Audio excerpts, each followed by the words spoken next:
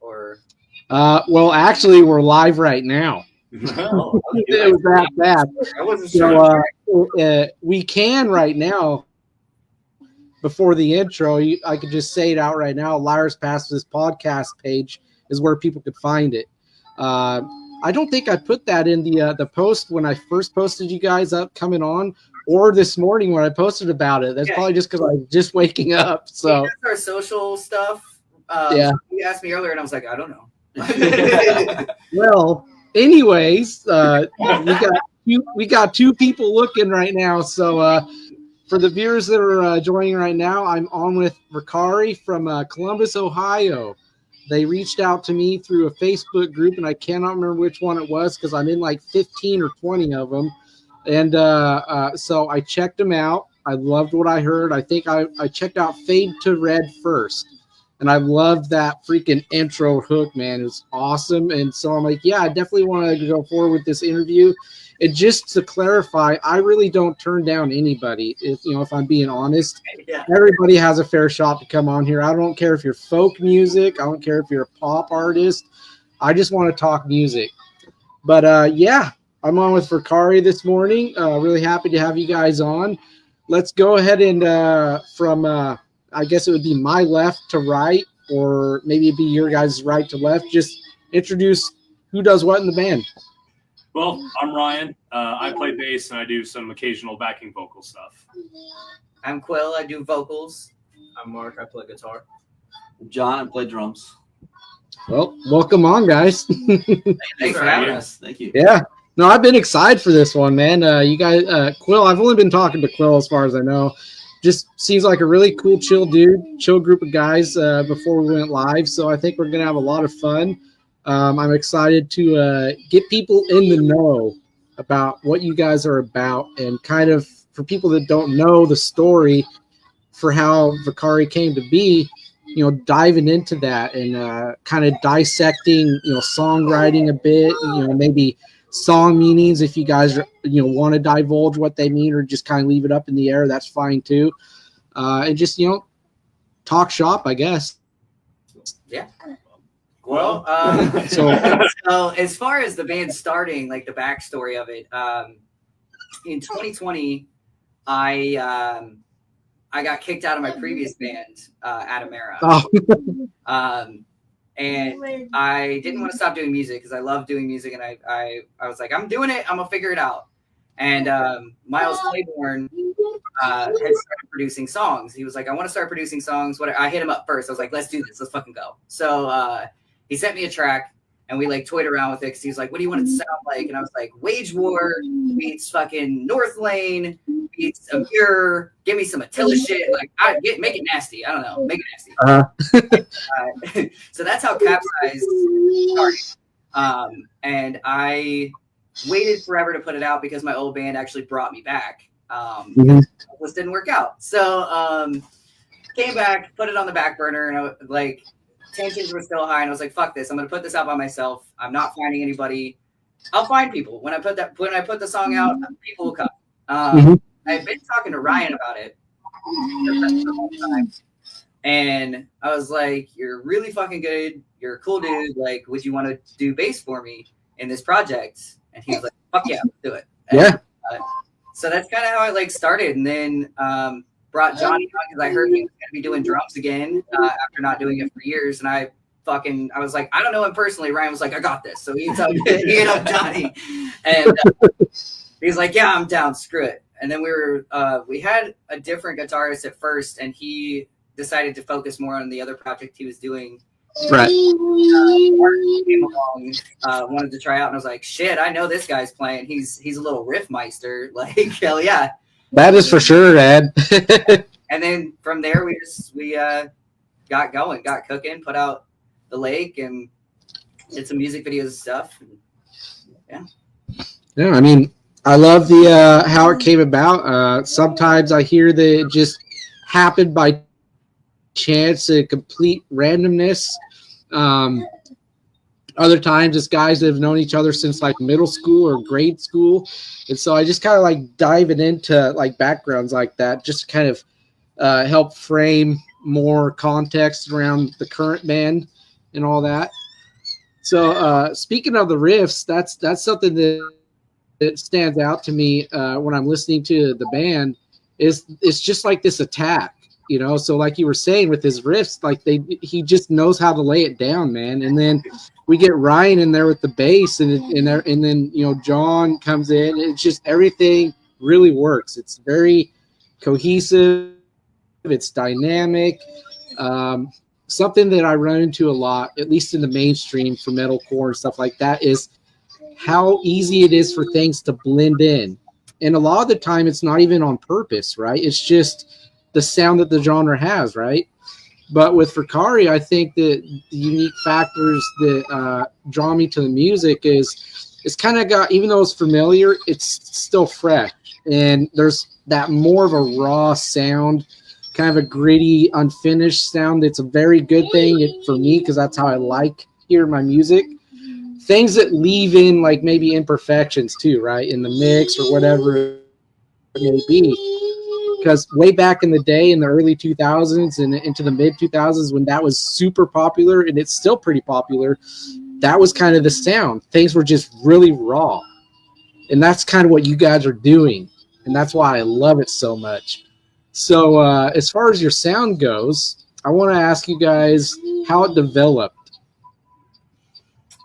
Well, like I said, I started it off with like, these are the influences for me at least, and that's kind of like where I want to go with it. Mm-hmm. We all got together, and I love new metal too. And me, awesome. When he joined on, he was like, "Yeah, I fucking love new metal," and so we started talking more about like, oh shit, Cold Chamber, oh shit, Seven Dust. Like we started just talking about all these little bits. I was like, hell yeah, like it'd be sweet to blend those two together, wouldn't it? He was like, yeah. I was like, all right. Yeah, and I actually hear both of those in the music too, so that's awesome. And we like to leave in like things that, you know, play on Quill's voice. I think the biggest thing, like with some of our newer songs, it's nice to have like Quill has a specific breathiness to him that separates him from different vocalists, and absolutely, yeah. I like to leave those things in the track so that you get a feel for like the emotion that is happening when he's recording, and the different styles of how he says words differently, or how he pronounces things, or how he goes about carrying a specific phrase to make it hit harder in the song. So we try and lean a lot into what Quill's trying to say with his vocals, and I think that plays a big part in not only our like music placement, but you know, dialing things back, maybe not doing, you know, crazy fills or crazy riffs over specific parts, so that way we can accent what he's saying. We want that to be a big driving factor. Quill's got a lot of things to say, and I do. we want to make that. Yes. I do. No, I think that's a really great way of putting it, because I hear that when I'm listening. It's very in the front of everything for Quill's strengths, and like you said, what he's wanting to talk about. I had it written down in here, actually, how I feel like it's kind of like relationship stuff. And I'm not really saying that in the sense of like relationships with, you know, girlfriends and things like that, but just relationships as a whole, and like kind of a life sense of thing. And, you know, and then the mental health stuff, because on here, I really like to kind of home in on that stuff, because you know, a lot of people don't like to talk about what's bothering them, and for a lot of people it's hard to say it in other ways besides if, like, you're in a band, whether you're a guitarist, drummer, bassist, or the singer, that's how you kind of get it out, and that's how you kind of start the healing process and all that, and just being open in that sense with it.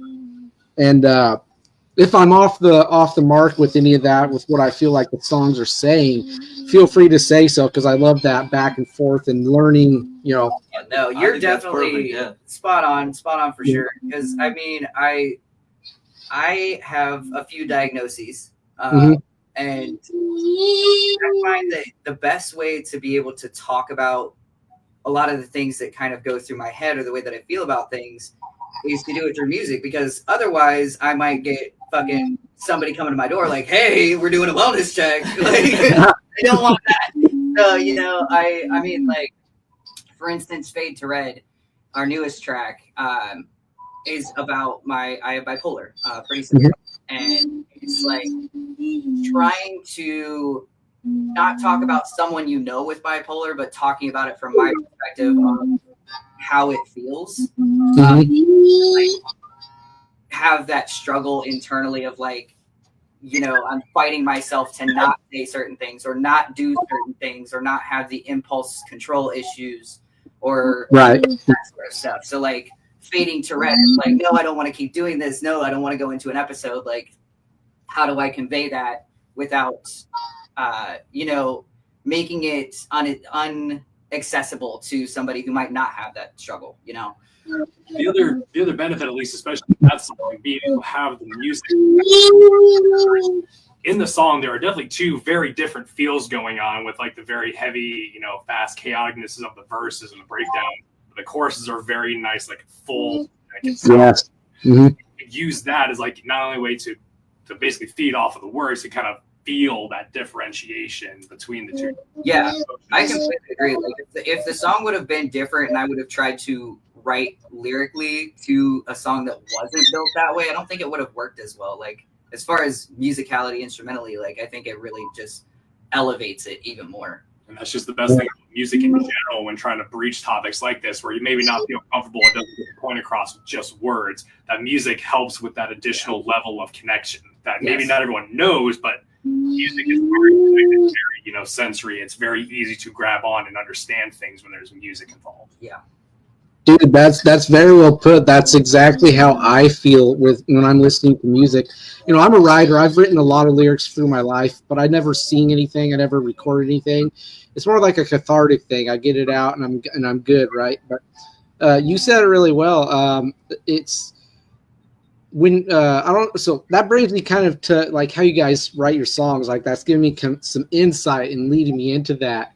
So just for you, Quill, do you hear like something they've done and that's how you like to frame your lyrics? Or do you write and they play something and then you find out how it's going to be laid out vocally? Because it sounds like it could be a bit of both. It is a bit of both. As far as the way we tend to write, like I said, Mark's a fucking riffmeister. And this guy has like a backlog of like 40 songs or some shit, just like, and he'll come and be like, hey, what do you guys think of this riff? We're like, we love every single thing you've ever brought us. What are you talking about? And then don't be shy. Yeah, we kind of go based off that most of the time. Is like he'll bring us something and then we all just start kind of going together. And then what I tend to do is like Ryan said, you get this very sensory, like not overload, but like you get like a sense of what you feel when you hear certain notes or you hear certain progressions. And so I kind of base it off what progressions and notes I'm hearing and start to get a feeling of, okay, this makes me think of this instance, or like this makes me think about this feeling that I get or something like that. And then I'll write kind of more based off of that feeling that I get from what they do. And then if he brings us like a thing he's saying is like, you know, I'm kind of vibing with this. If we're having maybe a section and we're trying to figure out how to write, we can then piggyback off of what he's writing, you know, motion-wise, lyrically or whatever, use that as another level of inspiration to start building off that next section. Man, I love the way you guys put things together like that. It sounds like it's a very unified and kind of like a really open kind of approach to it. So like everything's heard out and you really flesh things out and really make sure that they're where you want it to be. And it expresses as a whole as much as it can what you're trying to say vocally with the words and instrumentally, because Fade to Red is a really emotional song, man, in that sense. Like there's this, it's a very push and pull kind of sounding song, kind of has a desperate kind of tone to it, but I kind of have a sense of there's hope there too. You know, despite how Quill feels a lot of the time, he's still kind of hopeful though with, you know, his condition, you know, the urges he fights, or, you know, just trying to cope with, you know, the way he is. You know, I know some people that are kind of bipolar and they've been open with me about their struggle and what it's like for them.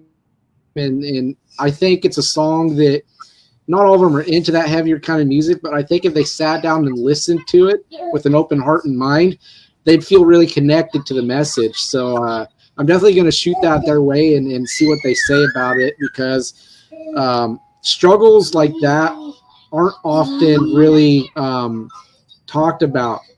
People like to shy away from conditions like that, the depression, bipolarism, the suicidal stuff, because it's like looked at as taboo. You know what I mean? Yeah, there's a big stigma about stuff for sure. Like, especially when it comes to some of the more intense mental illnesses like bipolar or borderline personality disorder, and even like schizophrenia and stuff. People are kind of taught from a young age, oh, you need to stay away from the person. You need to not talk about this. If they start acting a certain way, you need to be scared. Like, exactly. Yeah. It's a very common problem in our world, really, not just culturally here in America.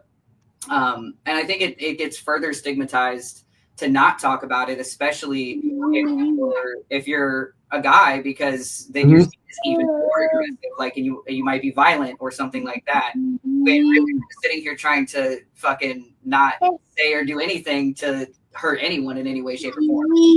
Right. You hit the nail on the head with that, man. I'm going to get back to that. I'm going to acknowledge a few of the comments here real quick.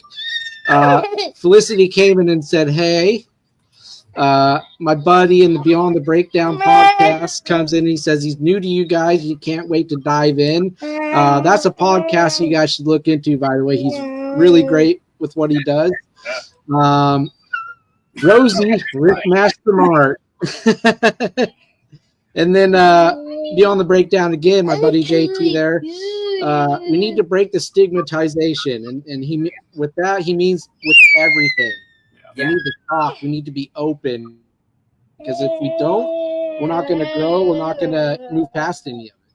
Yeah, and we can't evolve as a culture or as humans if we can't, like, talk about some of the difficult things, for sure. Yeah, and when you said just a minute ago about, like, if you're a man, you can't or you shouldn't talk about things, man, that's something that I have struggled with for a long time. Not in the sense that I don't want to talk about my issues and be vulnerable, but bothered in the sense that there's so many men and women out there that think a man should bottle it up and be this kind of example of not being bothered, I guess, not showing that you have your own inner struggles. You know what I mean? For sure. So yeah, so I love that you're doing your guys' part to kind of try and help break those stigmas and just say, hey, it is more than fine to talk about this stuff. It doesn't make you weak. It doesn't mean that you're a bad person, because we all struggle, right? Like, who doesn't struggle in life? So yeah. In my opinion, being able to sit down and talk about it with other people makes you a stronger person. Yeah, exactly. To open yourself up and be able to not only help you deal with it, but maybe someone else is dealing with it. That then is you are being that example for the person who exactly, yes, bringing it up and doesn't know how to handle it. So yeah, I want to read a quote to you guys that I said to my guest yesterday. He's a good friend of mine, and see what you guys think of it, because I just found it yesterday morning, and all it is you can't add days to your life, but you can add life to your days. And I think that speaks volumes to what Ryan was just talking about. Adding life to your days is very much connected to talking about your struggles. You're kind of taking away days in your life when you're bottling it up, because we all know, and we probably have known people that took that route of just saying I'm done and they're not here no more, right? Yeah. Because they either weren't listened to or they didn't want to talk about it. So for sure. Yeah. It's a hard subject to talk about it. I'm not going to lie. I do understand why some people just kind of shy away from it, but I am tired of seeing people I care about be gone from the world from it. You know what I mean? Well, I think that's one of the biggest, goals as a band, is just to create a community of acceptance and create a community where we're a safe place. Our shows are a safe place for people to let it all out and to yell and scream and knock you out close to this, whatever they want to do to make sure that they don't take that with them. One great night, one happiness and just release where they can feel exactly the same. Let all of that emotion go, and they can take all of that experience home with them in a positive way. That I feel like we've done our job. Yeah, that brings me to one of my later questions in the interview that I actually wanted to touch on, and we could go ahead and touch on it now since you kind of mentioned it. Your live show, and how I framed it is how you approach your live show. The rehearsing, if you do any for it, and then bring a lot of energy to the stage and a lot of presence, and just creating a space, like was said, where people could just let it all out. Does that sound like Verkari when you hit the stage? Oh yeah, we like to have fun. I think all of us really, we get up there, like we rehearse, we make sure that we're tight, we make sure we sound good, all of our equipment's working and everything, obviously, to make sure that everything sounds good. But I think that also goes into just like Johnny said, we gotta, if everything is tight and everything's working right and the sound is good, then we're able to get that message across even more powerfully for the people at the show. We get to hang out and talk to everybody and like really be able to give them that sense of community. First choreographed stuff on stage, like, we get down to this song, we're gonna do this style thing. Like, yeah, our thing, the gears down, we are very just in the moment, organic on stage. Yeah. And don't get me wrong, I love seeing like some like cool choreographed stuff on stage, but currently it's not who we are. Maybe at some point if we get to that level, maybe we will, but right now it's us on stage. Yeah.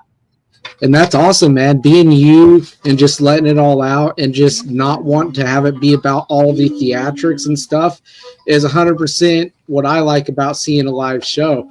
One really good example of that is, though they're pretty big now and their stage is real nice and everything, is I recently saw Seven Dust and I recently saw Static X on that joint tour that they've been doing. And I don't know if you guys have seen Seven Dust live at all before. I actually saw one of the shows last year of that exact tour. Yeah. Yes, I was at that show also. That live show is like 100% what it should be. Like Seven Dust just goes out there and they just hit. Like there's nothing in that set that you would complain about. They are just that good. They make you feel a lot of emotions. Lejean is hilarious up there, the remarks he makes, like he told the story behind their song Bitch when I saw them live, and I couldn't stop laughing, and it just, I left that show just feeling revitalized, not just because of seeing live music, because I thrive at a live show, but just the connection I felt. So I think that if I ever saw Verkari live, I'd probably walk away from that show feeling the same way. And how often do you guys have people come up to you at shows after you've played, of the shows you've played, and then tell you how a song that you have has affected them? I mean, I tend to talk to anybody and everybody who wants to come up and talk to me. I will say that, like, I've definitely had it happen where people have come up and they're like, man, that song just hits different live. Or like, hey, what's that about? Like, I think it's this, is that? And I'm like, yeah, that's it. Like, they're not yet in this band, but I have before been on stage at the front row who was reaching up, just bawling her fucking eyes out. And I just grabbed her hand and just sat there for the whole song and just was singing straight to her and gave her a big hug. And I was like, are you okay? Like, yeah. I mean, that's the kind of stuff, man, that I love seeing at shows. Like, it just shows you how powerfully music can affect the people that are listening to it, and just certain individuals, like what they feel they hear the song is saying to them. I've had many moments at shows where I just bawled my eyes out, because I needed it.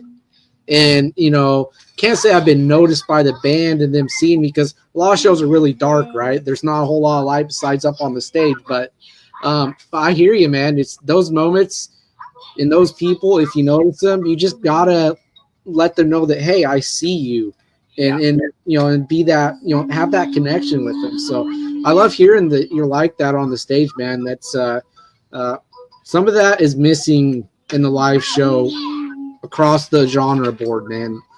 I want to get back to being that and less about how big the show is, how many lights you could have, how many dancers are up there, just have it be about the music. I want to circle back to a bit of the background for individual members and ask Mark what he was influenced by for his playing. Kind of a little bit of everything. As you touched on earlier, kind of a new guy, so I'm like all the time listening to Korn and Limp Bizkit. I just saw Limp Bizkit. I still have it with it. But yeah, a lot of like hardcore, a lot of bouncy, and North Lane Currents. Changes a lot. So what I'm writing like this month will be a lot different from what I'm writing down the line. So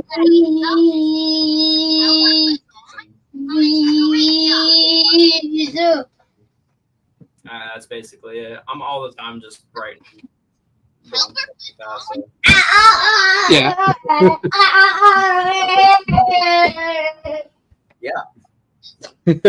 Sorry, my kid was washing out Mark's voice a little bit when he and I'm listening to him and like he's coming in and out because my kid, like I said, he likes to do the squeals and just have fun and stuff. And I'm just like sitting there, I'm like, okay, give me a break, little guy, so I can hear what he's saying. I need to catch all of that. Give me 20 minutes.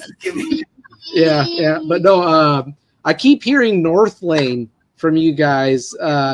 So here's the funny thing about North Lane, and a funny thing in general about like the more screamy type of music. There was a time in my life where I loathed a scream in a song if that's all I was hearing, right? I was okay if I was listening to like Linkin Park and there's those screams here and there to get across the feeling, right? I was fine with that, but I would really criticize bands like what's a good example? Trivium at one point, or like death metal and stuff like that. I'm like, oh man, that doesn't take any talent to do those screams or those gutturals and stuff. I know. Like I laugh at myself now when I say that because like I was so wrong, right? And so it wasn't until maybe about around 2009 to 10 or 11 or so where I really started to pay a lot of attention to that stuff and just hear how much is put into it, right? And one of the bands I really started to listen to a lot was North Lane. And personally, I like a lot of their newer stuff more than a lot of their older stuff. And it's not because the old stuff is bad, but I like how much growth there has been for them as writers and in a band for this new stuff that they're putting out. You know what I mean? So you guys have been mentioning them a lot. So I kind of get a sense that they're like a big band for you. I mean, as far as North Lane goes, I don't think I really like caught on to them until they came out. Like, yeah, because that tone, that fucking guitar tone, and like everything about that is so awesome. Yeah, I agree, man. It's really awesome. Are you done over there, buddy? All right. As far as influences for my vocals go, when it comes to screams, Frankie Palmieri from Amur is the one that got me into it. Like, I heard Amur, and I will die on this hill. That man has one of the most unique screams in all of metal because it's this very, like, wet, like, bubbly in the back of the fucking folds, like this weird sound that he's able to get. And I just have been in love with it forever. Like, I love everything about what he does. So, like, for me, scream-wise, that's who I really, like, have clung to for years. I mean, he's a good guy to kind of take cues from, man. He definitely knows what he's doing. I want to throw out there Will Ramos from Lorna Shore. I think he's actually really brilliant, too. He's got an approach and a depth to his voice when he's all over with those screams, man. 1 minute they're really low, the next is like high, and I'm just like, yeah. I mean, as far as like low screams, it was for me back in the day. It was Behemoth. Like, I was like, oh shit, how do I get that low? Like, how do we go there? And then going high, it was Telly from The Word Alive would go high as shit on like Hounds of Anubis is one of my favorite tracks by them. And nice, yeah. How high he could get, and then how low he could get too. Are there any like is there any influence from bands like In Flames or Chimera, stuff like that? Not for me personally. Yeah. I mean, for me, drumming wise, like I take a lot from those types of bands, like older bands that I listen to a lot. You mentioned I mean, the Ascendancy album was one of the ones that I listened to nonstop. Yeah. That concert in Chicago. Yes, I absolutely I loved his style of he does a lot of constant double bass. Mm-hmm. And it may sound like it's just simple, but he accents exactly what they want to say, and that's kind of where I take from it. I've been doing vocals for the last 15 years, so going back into drums, I really wanted to make sure that we were getting our point across. So I try and dial it back in certain parts, and then go forward in certain parts. And I think I learned that from some of the older metalcore stuff that I brought some of the early Avenged albums, things like that really kind of so I may be a little behind on the drumming, but I think it's actually added to what we're doing now. So no, you definitely got chops on the drums, man. So I wouldn't sell yourself short at all there. It's great stuff. My buddy says, did metalcore raise you? I would say it raised the shit out of me. Yeah. Honestly, when I found metalcore in like the metal scene back home in West Virginia, where I'm from, it was a stupid small town and no one really cared about us or anything. And then we suddenly had all these huge bands that just wanted to be there in this tiny, 50 cap room. Like I Wrestled a Bear once came through a number of times, Dr. Acula. We had the first tour that Asking Alexandria did in the States. They came through. I was able to see all these bands and be able to talk to them and be really up close at a very young age in high school. And that shit is different. When you get to have that sort of community. Yeah. And the stage was maybe fucking 6 inches off the ground. It wasn't shit. It wasn't anything. It was plywood. But I think that added to it, honestly, to be able to sit there and get that up close with everybody around you. But then these bands, the Brick House. Yeah. Place. It's gone. It's been gone for years. But I think when it comes down to it, the older bands, Devil Wears Prada, freaking love those guys. And all of these older bands of Mice and Men and Bring Me the Horizon, back in the day, it really bring a lot of us together in a way that we didn't know was going to happen. So yeah, it for sure raised me. Yeah, I think at this point too, we talked about shows we were at where I'm new to this group. I've known these guys for about a year now. I've known Ryan a little longer. And we talk about shows that we all went to, and it's funny because we were in the same places at the same time throughout these the last 10 years, and we didn't know that. So it's cool to see how it's brought us all together. And it really did. That's a good way of putting it, is it did raise us. I'm a little different. I went more I guess the old emo route. So I let's do a lot of Chiodos and stuff like that, where I went to those kinds of shows. But they always had metalcore bands like Atreyu and bands like that brought in smaller bands that are now massive. And I think that's where I kind of learned my taste and what I wanted to do with myself musically as well. Speaking of Atreyu, what are your guys' thoughts on, do you like how they are now, or do you want the old Atreyu when it was both of them doing the vocals? Okay. Let's get into it. I love Atreyu. I love Atreyu. I've loved Atreyu since Right Side of the Bed. I freaking love Atreyu. And Alex Varkatzis is hands down one of the best vocalists that I've ever heard. I love him, but I also really love Atreyu as they are now, with Parker taking over the bassist on like a lot of those dual vocal parts. I think Parker does a really great job, and he's a super nice guy. Like, I've met him once, and he is one of the coolest fucking people.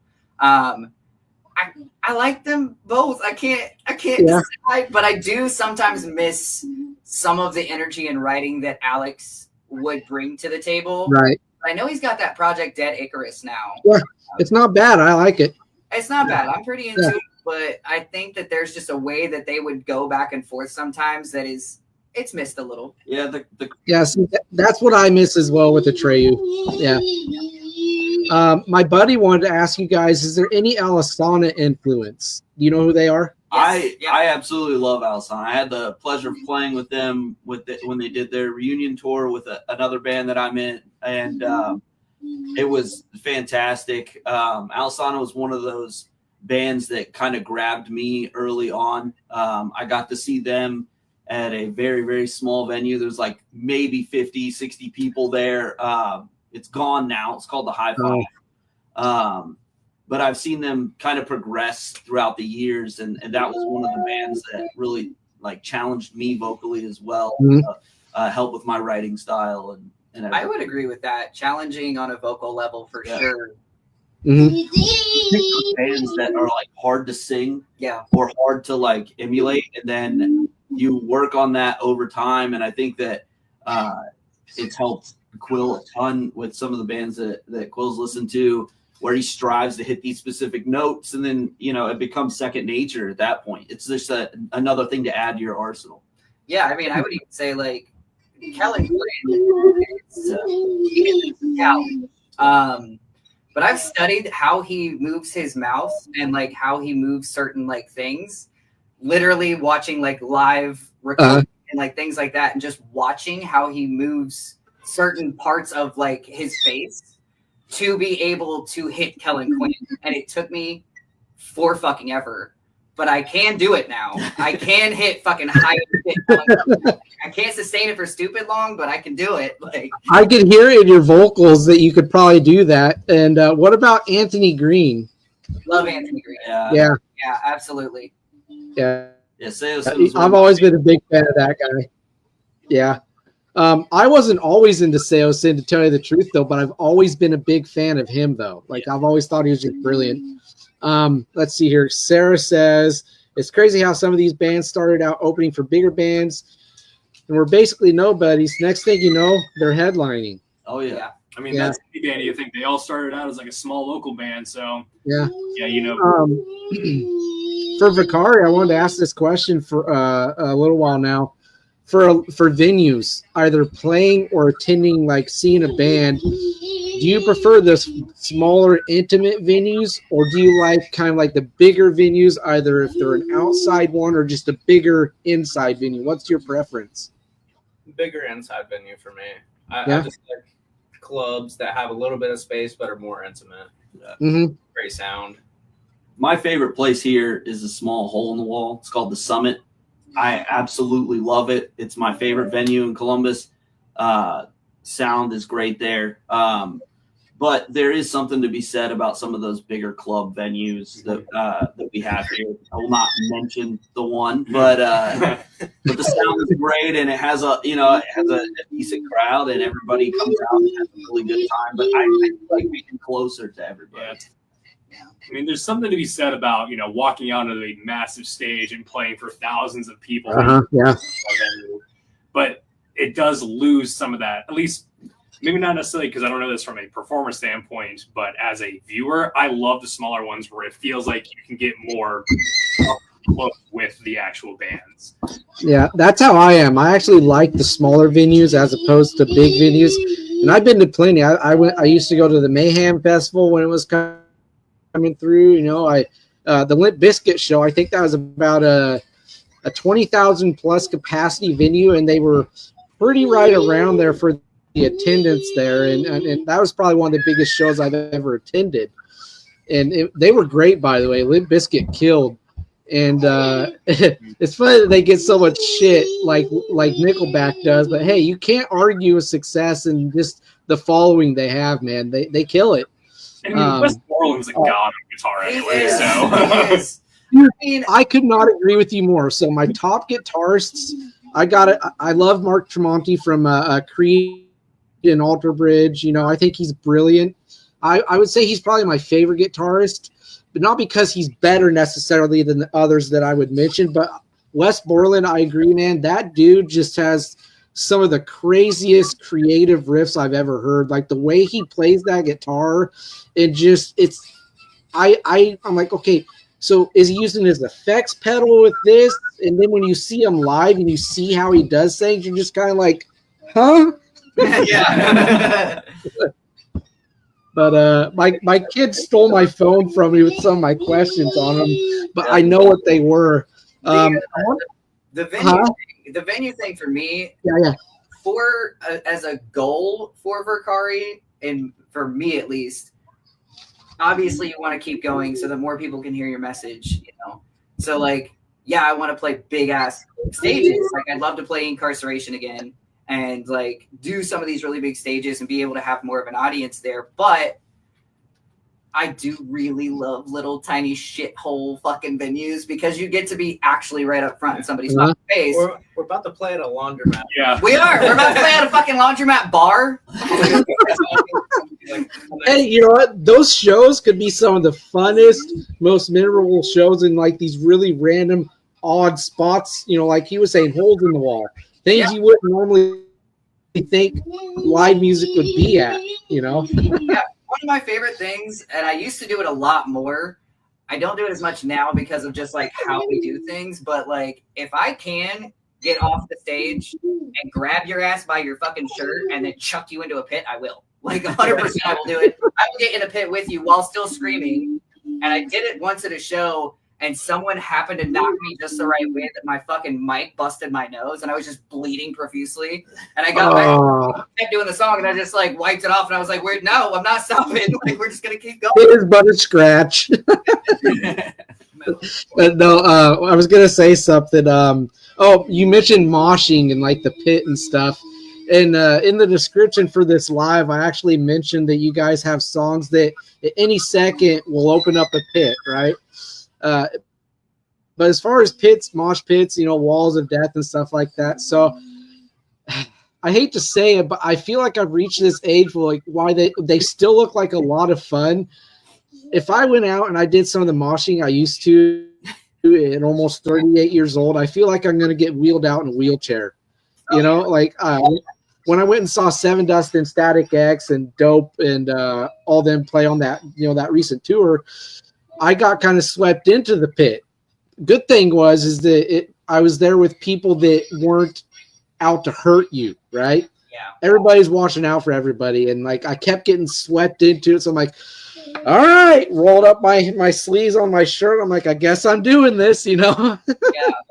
I think that like I hate a crowd killer. I fucking hate a crowd killer. I hate somebody trying to play King of the Mountain in the fucking pit.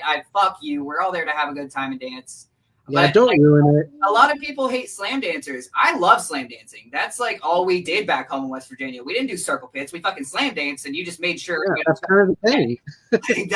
But people are weird about slam dancers, and I get it because there are a lot of crowd killers in that scene who just want to fucking deck you. But like the guys who are out there just two-stepping and having a good time, and as soon as they feel something on them, they're like, oh, and they like shit. Yeah. Those guys are great. I love moshing. If I can open up a mosh pit, I will. Like at any moment, I'm like, no, fuck you, we're doing this.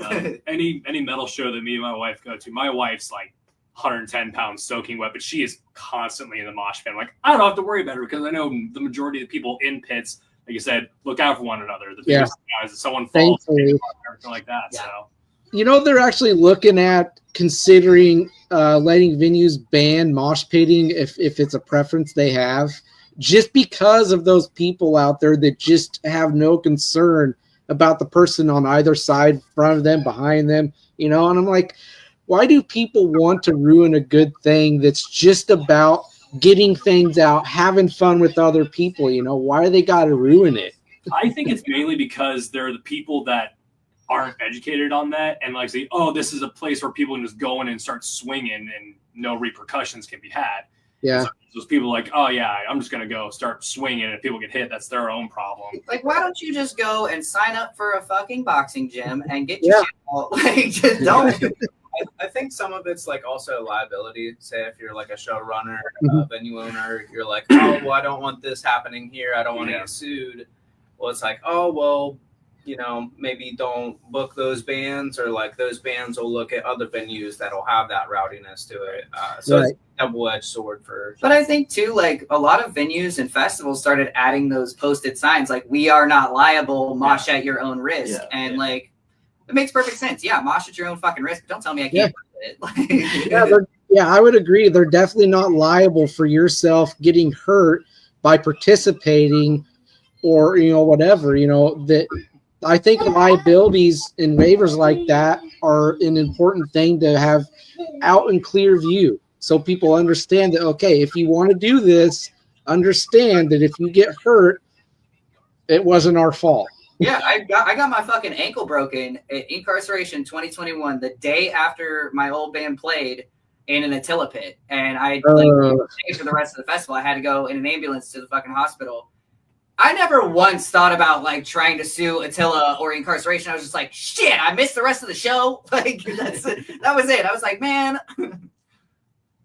Yeah, I hate those people that will sue a band or a venue because they got hurt. Yeah. Not because of the band or the venue. It's like the band isn't grabbing you by the throat and saying, if you don't mosh, we're going to throw you out of here, and same with the venue. Yeah, like, fuck that shit. I mean, I love Attila. I've seen him like 4 times. Do I get in a pit now at Attila? No, I do not. But like, I knew what I was getting into. Dude bum rushed me when I was trying to get out of the pit, and I'm not a big guy. I'm only like 5'6". I'm kind of small. And he was very big, and he decided that I was not done moshing, and my ankle said, "Yeah, you are." Yeah, I'm 5'6" also, man. So I've been in the middle and in between, like those really big guys that don't have the shirt on, and just like that up the face kind of stuff, and I'm just like, oh God. But no, let's talk about future plans for Verkari. What's in the pipeline, show wise, music wise, and everything else? So as far as music goes, we're constantly trying to like write and stuff. We actually just finished up recording our newest song that will hopefully be out in the next couple of months.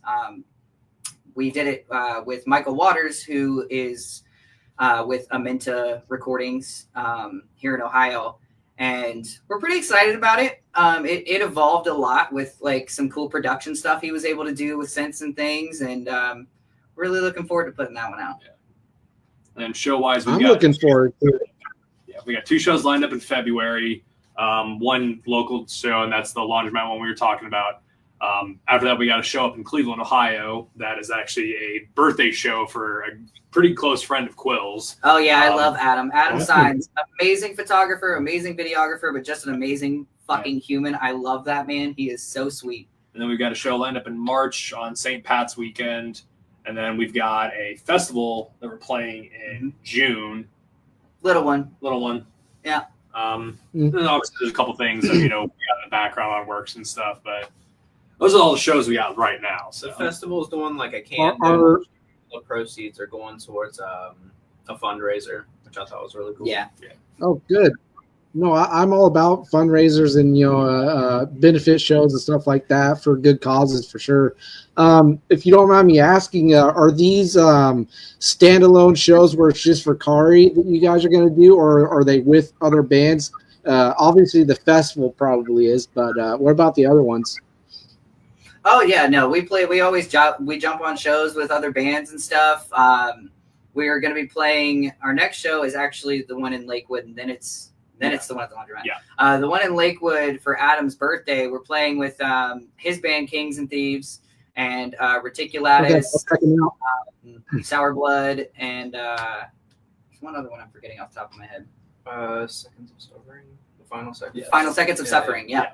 And then we're playing with Six Deep and a couple other guys at the Laundromat show, which is going to be a hardcore as piss show. That one's, I expect people to get hurt. actually. That one. Yeah, we like to hang out with other bands. We like to like chop it up, shoot shit. Yeah, no, that I mean, I wish I could attend, man. If it comes to the time where you guys have the means to tour outside of state and closer to Oregon, because that's where I'm based, I could venture into Washington. I could venture into California as long as it's close enough. Or probably not Idaho, because Idaho is about a 9-hour drive for me. But there's options for me if you guys have the means at some point in the future. But no, I hope you guys. Yeah, we want to tour. We definitely want to tour. 3 out of the 4 of us have never toured. And it's something that we want to do. Definitely. We were just talking before we got on the podcast with you about like, oh, well, he's going to ask about touring. Okay, well, John, you know the most. I don't know. Touring. Yeah. So we're probably going to start off with like a weekend run, kind of tri-state area when we do decide to like start doing that, and then try to network and branch our way out further and further.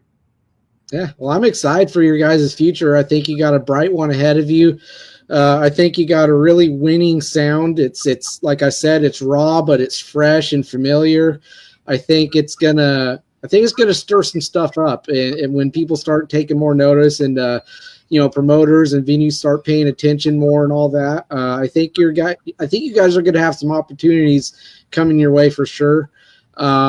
And I'm really excited for the music that's going to be coming out in the future. Speaking of that, by the way, so I like to ask this question quite a bit. And it's basically with the climate of the music scene these days, and you probably know where I'm going with this, and it has to do with attention spans and just what makes the most sense for, every band, Every band's different with this. Singles versus EPs versus albums, because that there's money's involved with that, to some extent. Sometimes it's really expensive to do an album. Other times, depending on their situation, maybe it makes more sense and it's more affordable to do an album. So far, Verkari's been doing the single route. Is that kind of what you guys are looking to do long term? Or is there like an Yeah.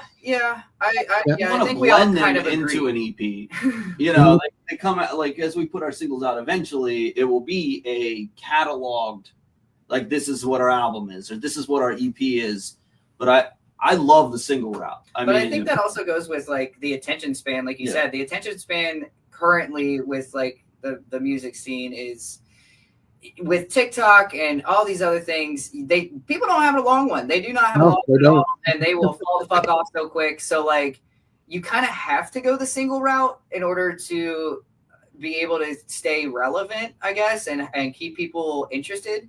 So I think we're definitely going to continue on with that sort of strategy.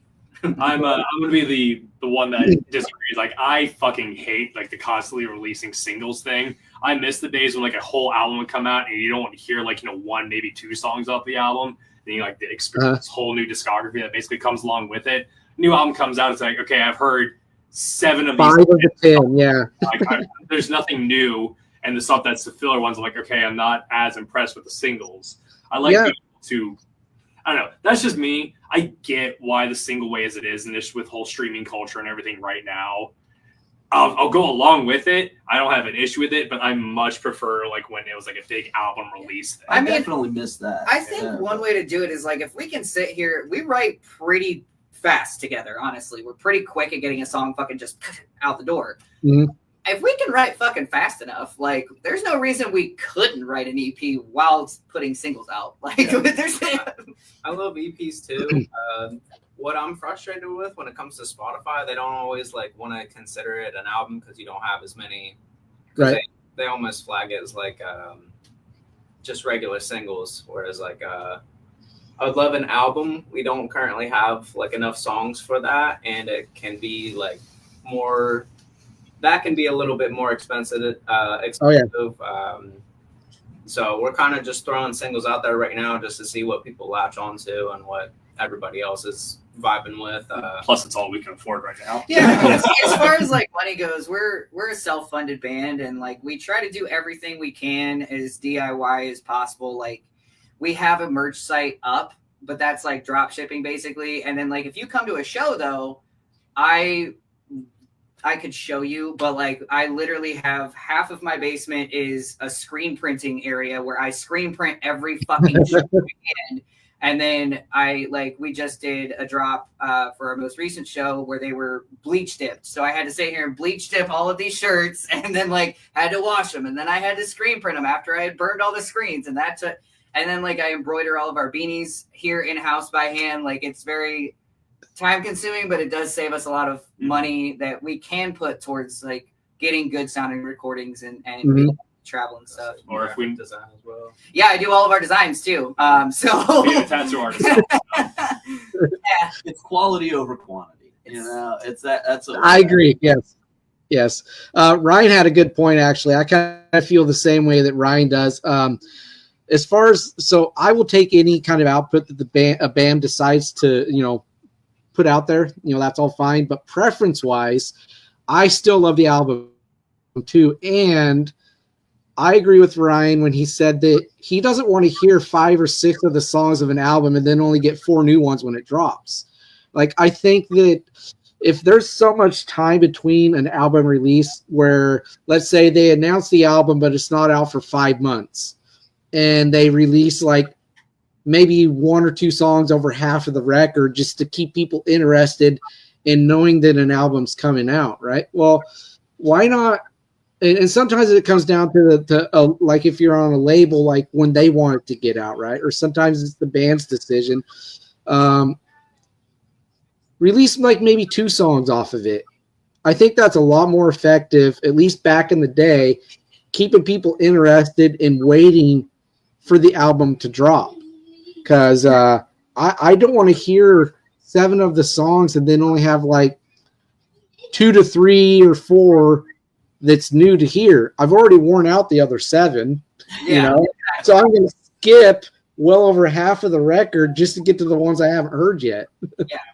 Well, maybe if something changes with the music streaming and the music industry in general, where it goes away from focusing on keeping those monthly listeners up, and you need to put content every month or 2 to be able to keep people interested. Maybe it changes on there, but yeah, unfortunately, I don't foresee that happening with the short form content consumption. I agree. I mean, also it's unfortunate because it has become that now. That's what management and labels and these sorts of things look at. And like when you're like us, we're just 4 guys who fucking go to work every damn day and we pound away at it at night when we can and like do what we can. We don't have all that funding. We don't have all that like, oh, there's one person band that's gonna fucking make it happen. We don't got that. We have to like be discovered, and it sucks that the way to do that is they don't go to shows anymore. Really, they want to see what are your monthly listeners. Do you have a following? What's your fucking Instagram? Like, what? Come to a show, man. If you come to a show, you love how I am live. I swear. Just like, and there is a part of that I do understand as far as from the other side of like that other perspective you touched on of like, I do get them wanting to make sure that, okay, if we book you, we want to make sure that we'll get those ticket sales, right? I do get that, they want to know and have that assurance that they will get back what they put into it. And then obviously the band wants to be able to walk away from that with, their share too. But a lot of it could also seem kind of one-sided too, right? It's like, okay, well, everybody starts somewhere. And so what happened with letting us show you what we could do? Yeah. Instead of just writing us off like right away because we're not at like 500,000 followers or 1 million plus or whatever, give us a fair shot. Yeah. Like I can't imagine how many bands that have been at our level that could be, the next huge thing, like the next Metallica or the next or whatever. But they basically got dissuaded early on in their career because they didn't have, that one breakout show or didn't put out enough content quickly enough. I wonder what the music scene would be like. Oh, I think it'd be completely different. Yeah, for sure. On the other hand, I do like that surprise factor. I think we get that a lot being like a newer band, but a lot of people just haven't heard of us yet, or like they're shocked to hear what we sound like together. And that's kind of I think they're very shocked too. This has always been an issue. Any band I've ever fucking been in, because I am very small. Mark's pretty small too, but like normally I'm with a bunch of guys that are fucking bigger than me, and like, and people automatically see a promo and they're like, "Oh, that guy's got to be the vocalist. He's the one doing those screams." And then they'll come to a show like, "Hey, wait a fucking second. when did Minnie Mouse or Mighty Mouse become a metal vocalist, right? What the hell? Where did he come from?" Yeah. That problem where people are like, "Oh, he's the bassist because I'm the tall one in the band. I'm 6'2". I'm like fucking 5 inches taller than everyone else in the band." So. And Quill's not wrong. You know, when I saw a full picture of the band before I saw any like video or live footage or whatever, I thought Ryan would be the guitarist. I thought John would be the bassist. Mark was going to be the vocalist, and then Quill was going to be the other guy. You know, so. You give off a little bit of drummer vibes. People have told me I give off drummer vibes or I give off guitarist vibes. That's always what I get. And I'm like, if I could play either of those things, I probably would. But yeah. But so in starting to get the wrap up process going, I'm going to do some like rapid fire kind of music related sort of, but not questions. And first one, I want to say horror films or sci-fi films. Sci-fi. Sci-fi. All the way. Then, with that being said, what's been either all time your favorite sci-fi movie or favorite one you've seen recently? I finally got around to seeing The Sixth Sense. Yeah. Oh, really? What do you think of that twist? Worth the wait. I was like, wait, hold on. Shit. Recently, I would say the remake of the Dune movies were just amazing. Yeah, they're pretty good, man. Yeah. Like, great sci-fi, and I'm glad they didn't like try and copy like the other big popular sci-fi properties out there right now. Probably my favorite recent sci-fi movie series. You go. I'm a diehard Star Wars fan. Man. I knew there was going to be one of you that said it. I'm sorry. I don't care what it is. I love the new Star Wars content. I love the shows. I've liked every single movie. I mean, I'm also obsessed with J.J. Abrams. So when you're talking like sci-fi and stuff, I go back to like the Lost Days and stuff like that. I absolutely love the Star Wars. Well, we'll probably fight now after this, and you'll probably walk out the door. But I prefer Star Trek over Star Wars personally. Hey, there's nothing wrong with that. It's a slow burn, but I like a little more action, you know. But yeah. My dad was a Trekkie growing up, so I got a lot of that influence too. So, but, yeah, I'm not super into sci-fi. I just really don't. I don't watch horror at all, unless it's parody horror. So I don't even know if I could say like a sci-fi thing Barbarian that I'm into. I think you'll like Barbarian. Yeah, I'm that guy who like I'll sit here and do gutturals in your face and like chuck you across the room, but I watch rom-coms and stand-up comedy specials. Like that's what I like. Like HGTV all the way. I love HGTV. I don't give a shit. Like I watched an entire documentary on the history of English gardens, like dating all the way back to the oldest one that's still around from the 1600s. Like I am that guy. I don't watch all that stuff. But if I were to pick one that is sci-fi, but it's also parody horror, because I love parody horror, Knights of Badassdom. Oh, I fucking love that movie. It is very B-rate. No one's really heard of it. Fantasy, dude, I don't care. I fucking love that. Fantasy and sci-fi are hand in hand. They are. If you haven't seen nothing but fantasy books right now. They're hand in hand. If you have not seen that movie, give it a fucking go. It is. I'll check it out. Great. It has Peter Dinklage in it though, so you're a person. There we go. I like him. Ryan Posen in it too. Yeah, but most people don't even know who the fuck Ryan. You see the video, like, no, I recognize that guy. Yeah. It's good. It's funny as shit.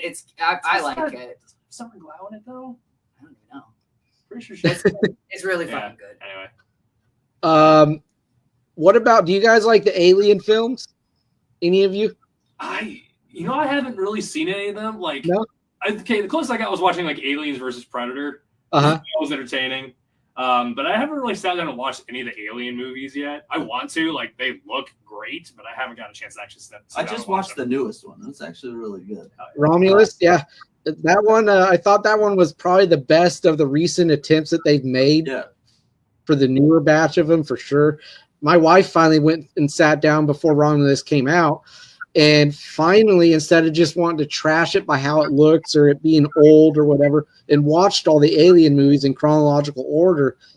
And, well, she watched it on her phone because, you know, we don't like to play that scary stuff on the TV in case our kid gets nightmares.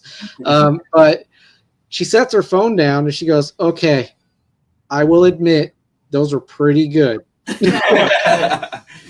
So if Ryan sits down and actually watches them, Dragon, So I man, gotta that watch needs more credit. Okay, Sam Raimi needs more credit. Let's just give everything. I like to keep up with what horror movies are out and what the fuck's going on. I'll watch a trailer. I won't watch the whole thing. But there's a movie. It's not really known here in the U.S. It's an Irish horror film.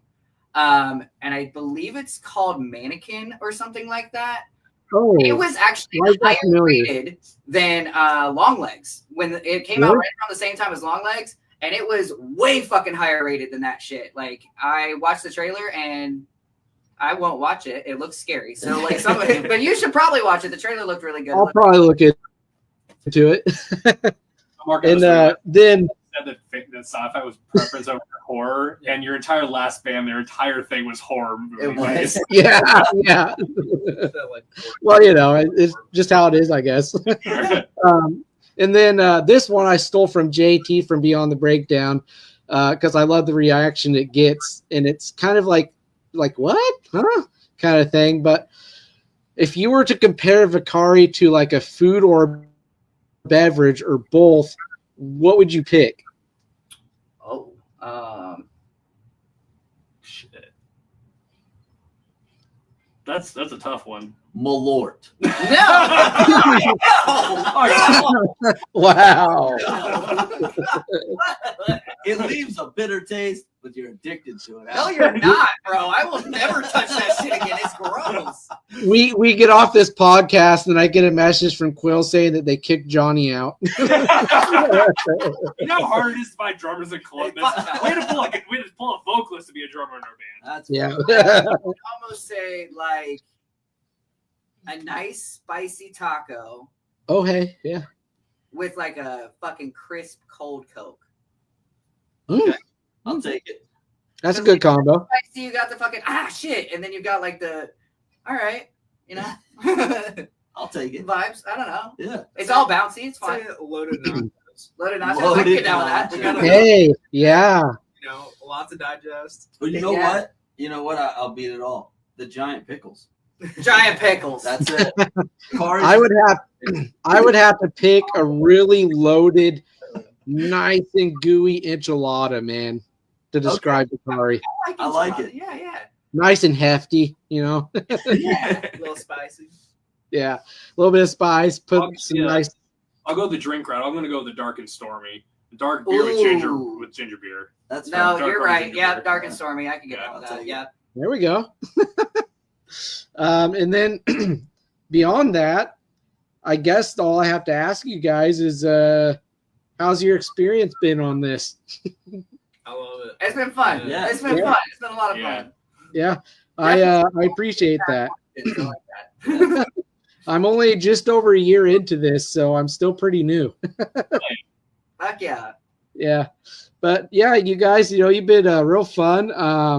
I didn't really know what to expect, if I'm honest, but I didn't expect to be disappointed either. I knew I'd have fun, We didn't. and yeah, We aimed to disappoint. yeah. No, I think we got a lot in common, honestly. So it made for a nice and easy flowing conversation, and yeah, I mean. So before we get off here, I like to have the band tell the viewers or whoever watches this in the future where they could find you on social media, the platforms for the music and all that. So go ahead and drop those. We have a website, verkari.com, very easy. We are on Facebook, Instagram, TikTok. We don't use it much, I'll be honest. We're working on that. And then we're on every streaming platform you possibly could listen to, Spotify, Apple, Deezer, iHeartRadio. We're on Tidal, like everything. Anywhere you listen, you're going to hear it. Working on the LimeWire links, though, still. Yeah, fucking LimeWire. Oh, man. I remember the days when I was in middle school and high school going on LimeWire, or one that I used was called Kazaa. I used that one. Yeah. And just donning that pirate hat and just, feeling guilty at the same time. But been fun, guys. This will be up on the YouTube page. It's going to be on the Facebook page pretty much instantaneously if you guys want to just share that around. But yeah, it'll be up on the YouTube probably between a few minutes after we get done doing this to maybe after lunchtime when I get my kiddo and myself some lunch. I'm going to go ahead and wrap this up. I wish you guys the best. I really have enjoyed this episode with you guys and get to know you guys as individuals, the people behind the band, I like to say. Once some new music gets around to coming out, I would be more than happy to bring you guys back on and help in doing some promo for the song when it's closer to coming out, and doing what I can to bring more ears and eyes your way. I appreciate that, man. Thank you so much. Do you think we should tell them the name of the new song? That's up to you. I'd love to hear it. I don't know, man. Yeah. Might be fun. The boss has spoken. All right. Well, yeah, it's been a lot of fun, you guys. I'm going to go ahead and let you go. I want you to have a great rest of your day. Get some writing in if you could fit it in there. And we will be in touch, man. Awesome. Yes, Thank you. Take care. You too.